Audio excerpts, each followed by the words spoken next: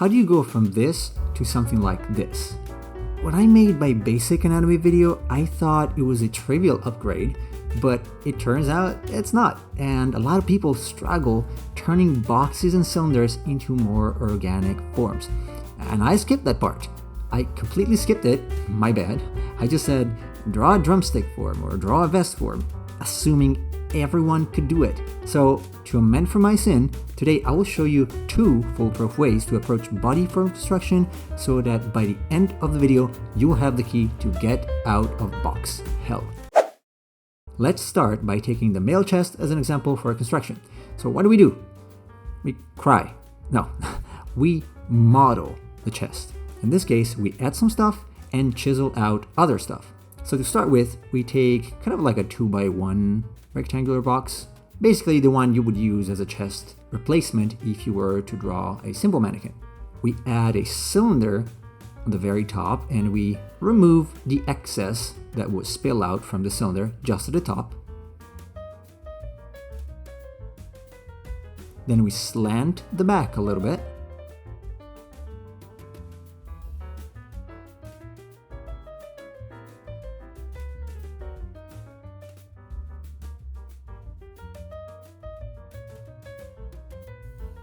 Let's say this person has been working out a bit, so we add some pecs.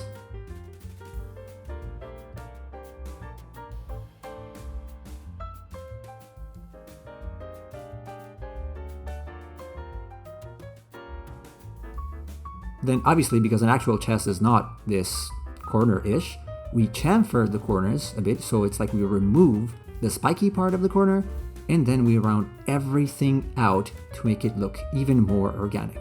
That's it. That's basically our vest form, a very valid replacement for actual anatomy. And we can apply this method to everything by combining simple forms and chiseling away.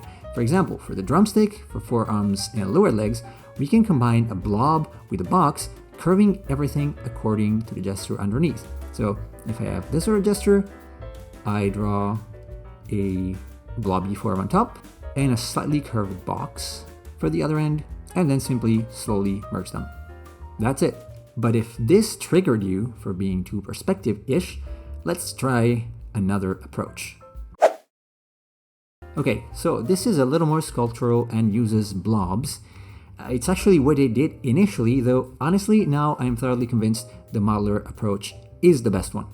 Basically, what we do here is we stretch a blob along the gesture and cut it, adding whatever secondary form we need, like inflating the blob if you've ever done 3D sculpting, to get the drumstick shape. I found this more useful, obviously, for limbs because, well, there is a lot of gesture involved, but you can use the same for any part of the body, even for skulls. So instead of having fixed angles and cuts, you just, well, try to wing it by looking at the actual reference when you study it. The thing is, I found this one might require a little more knowledge of actual anatomy to start with, although technically by looking at some simplified anatomy reference like the one I provided in my reference sheet, it shouldn't be too complicated. So really, you can use either method depending on which one resonates with you, but either way, you have to remember that the body is one single unit with multiple parts, so you need gesture and balance if you want these forms to make sense and look good. That said, if you had trouble following either method, I actually cover this topic more in depth in my fundamentals course.